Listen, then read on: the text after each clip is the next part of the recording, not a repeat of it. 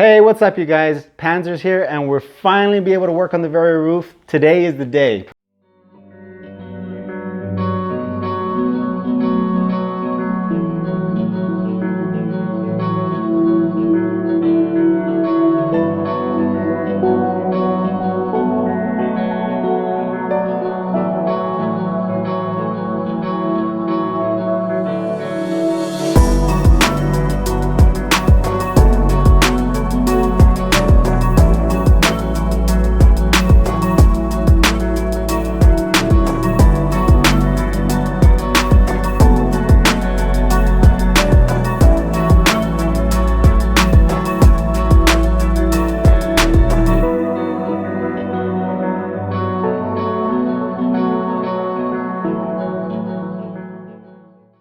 All right, so now the main reason why I'm doing this is not only to learn on the process, but to save some money. If you notice, we're no longer in a parking lot. We're actually in a garage.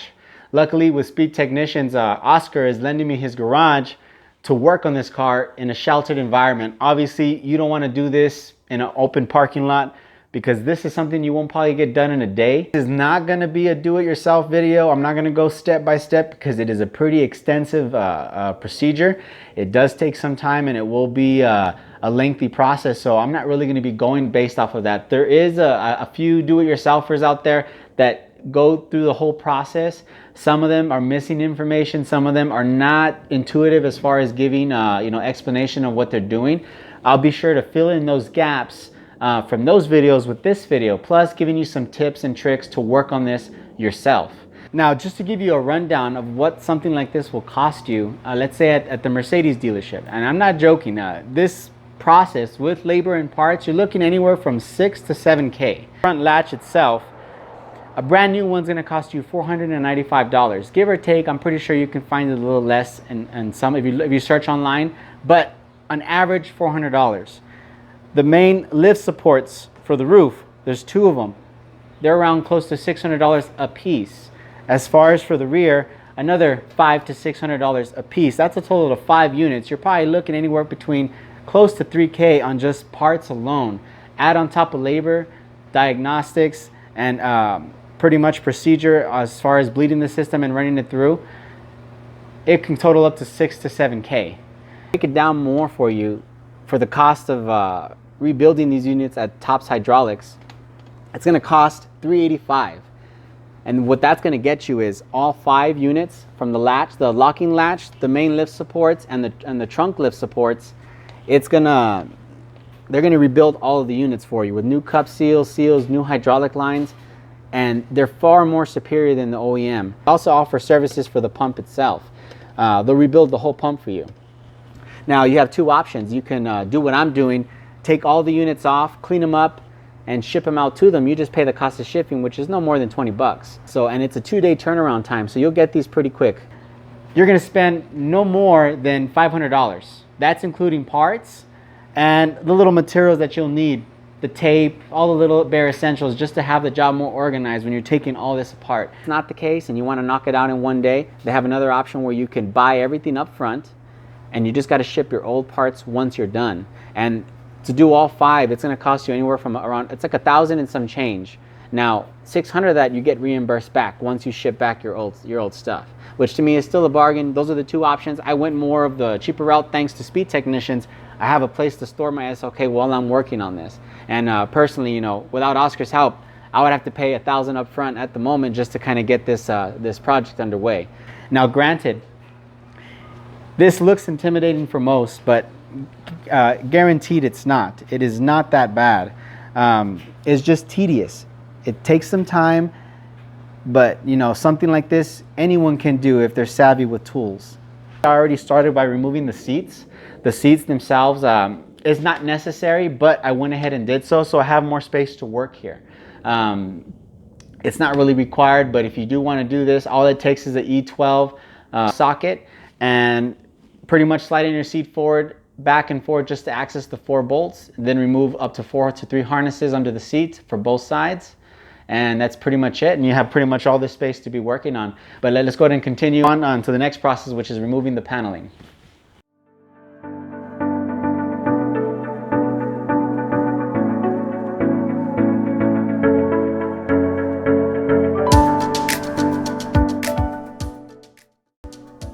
All right, so pretty much, it's pretty simple to remove the center console. You got to open the glove box itself, and there's 2 Torx screws. Once you do that, this should slide right off. There's going to be 2 speakers harness that you have to remove, plus 1 harness for the front bezel like this.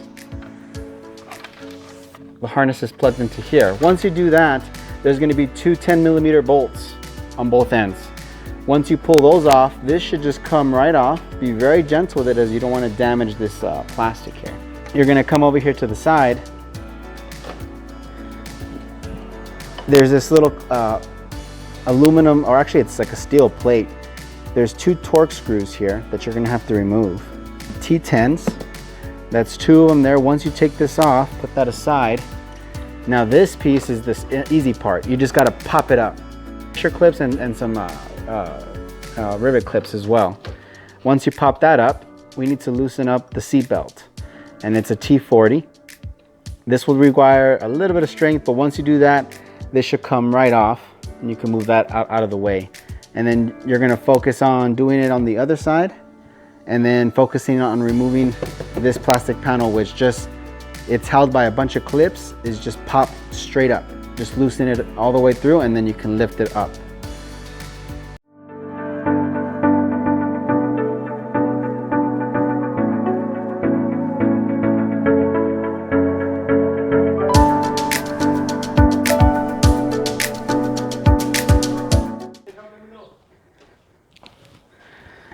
So pretty much make sure you also remove these from the side headrest and these plastic holding retainers here for the carpet.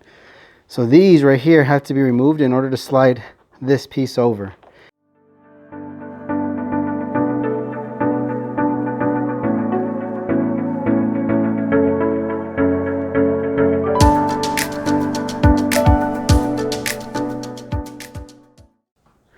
All right, so when you guys remove this, you have to be very, very careful. This piece is obviously old, for one, and as you can see, it's pretty brittle on some spots.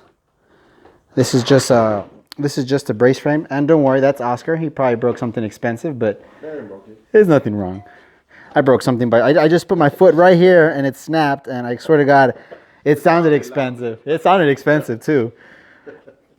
But as you're removing this, all it is 4 retainer clips, which are located up in the front of the wall where Oscar's pointing.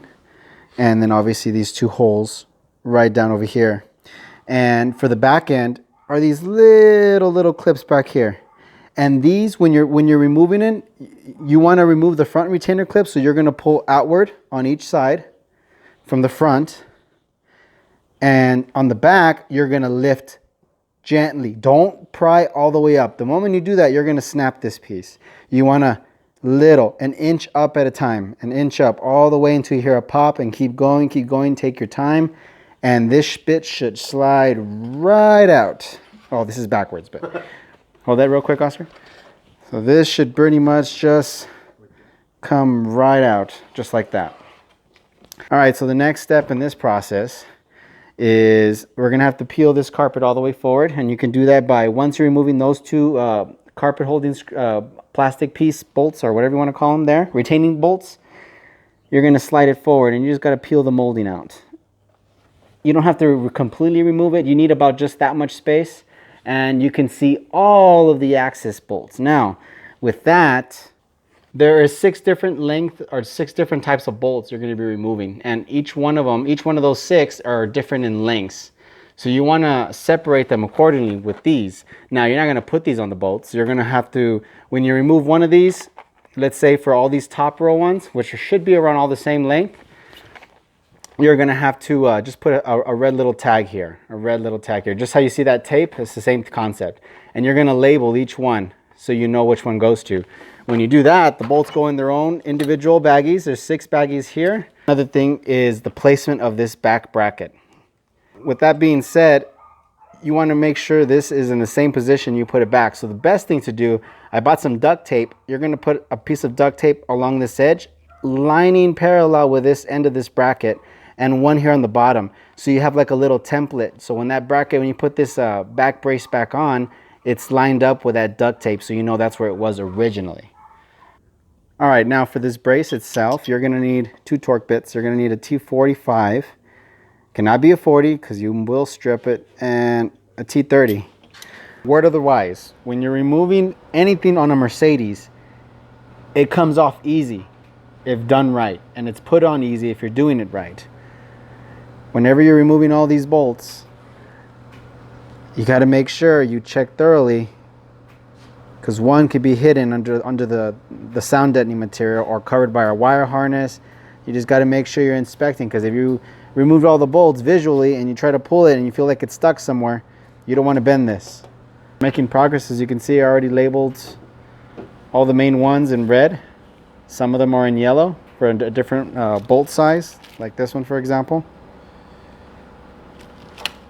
But we're making some good progress.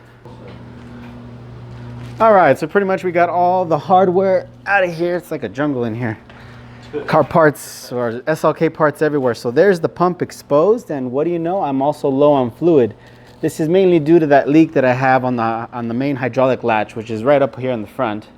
Before you start anything, you take pictures of all the wire placements all the way through. Take section by section, take your time, map it out mentally if you're really good with that. Make sure you know where pretty much every line and zip tie goes. We got all the paneling off, everything's all removed. I already removed the top 2 bolts that hold this pump in place. As you can see, it's loose. There's the top bracket brace, and here the rubber holsters that hold the pump and give it a little wiggle room under vibrations. Now, we got to bleed the system. So if you notice here, here's your bleed screw right here. Now, those black markings, I marked it myself so I can line it in 3 points. You go counterclockwise 1 full turn all the way around with the Allen key. The moment you do that, tractable roof by hand, and it's always best to have 2 people. You can do it with 1, but it's a lot easier with 2. I have 3. One's on lunch break. This motherfucker's on a lunch break. I'm just talking like everyone in my burrito. All right, so pretty much we're going to be lifting from this post only. You do not want to grab from here. You don't want to pull from anywhere else, because you will bend these brackets. You want to push from here. That's where the leverage goes. That will shift everything forward. So obviously this thing's going to be sitting down into here. You're going to go right underneath this post pillar trim, and you're going to lift up. And as long as it's going smoothly, you're doing it right. If you feel like if it gets stuck somewhere, stop and reset yourself. You got to keep that in mind, because you don't want to damage this, because then you're going to be in the 7K mark as far as repairs.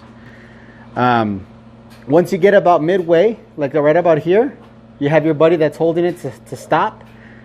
I made this out of PVC pipe, this in place. I have a tether cord here up into the front of the, just to hold it from going back. And the same thing with the tailgate as well. If you haven't already, I have, because I had a leak. I removed the actual roof lining, and it's fully exposed already. So the next step is to remove the front latch, which is covered by that rag. All right, so just so you guys know, when you guys are removing the top latch or any of the hydraulic cylinders, on the bottom of the pump, if you look directly under here, you'll see numbers. If you also look on the hydraulic lines, you see they're numbered as well.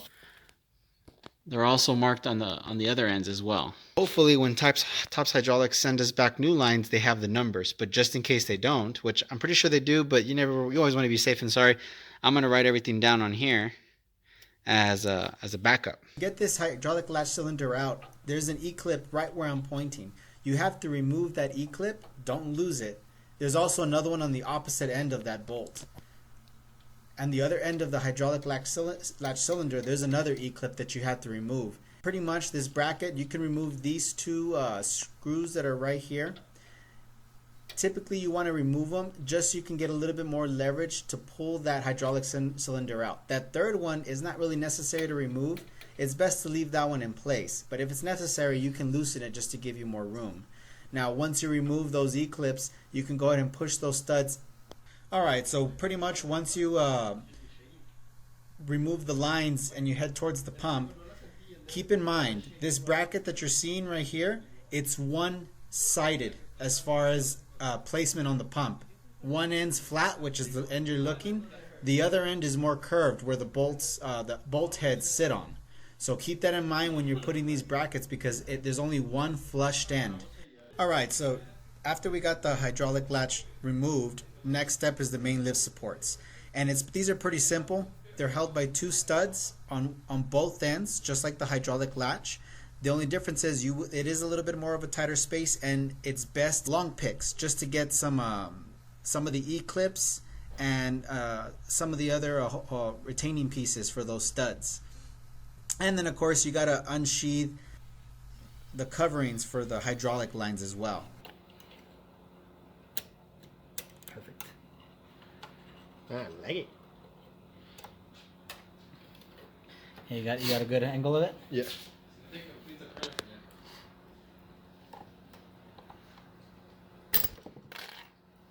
Just like that, we lost it. Pretty much. Now you can go ahead and... Do I stop recording? Yeah, you can stop. Are you sure? Yeah, because this is embarrassing. But I want to record you. It's embarrassing. That you lost in shit? Oh, yeah. Alright, don't worry, we found it. If it did fall in there, it's easily recoverable. But, you know, worst case is you just buy new clips. Now, for these bolt placements, I'm going to show you pretty much how they're placed onto the actual cylinder itself. There's the stud. There's a stud facing closest to the engine. Obviously, you can see the E-clip right at the end. This is the position where it sits. At the bottom here, you'll see where it goes in. So that's pretty much where you have to slide it out, and you have to slide it towards the convertible top. The other stud sits in this area right here. And obviously this is the stud. It's a little bit more thicker, a little bit more robust. It does have a more of a sturdier clip. This is the clip that fell. Obviously you can see as we recovered it. I highly recommend getting picks versus a screwdriver. These are a lot more better tools, and they're more slimmer to fit in that tight crevice. Once you do all of that, and you remove all the lines and the hydraulic cylinders, you want to go ahead and drain them of fluid, following this method. It's facing me. It's facing me. I was gonna try to get to it. I was like, nah, I'm going with you. I fall. Fucking almost got me in the face. I kept saying it though. There you go. Girl, I look like I'm fucking. You gotta go like that. No, the other way around. Hey, this is alright. I had to cut it short because things were getting a little bit out of hand, but not to worry. Pretty much this is the end of this video. This is pretty much a part one because it is already kind of long as at this point. I'm already going to be shipping out these parts to Tops Hydraulics so they can rebuild them. And on the next video, we'll be pretty much putting all the units back on, testing the VARIO roof, and going on to the next segment. Pretty much talking about what we're going to be doing next onto Snyder. This is Panzer. You guys take it easy.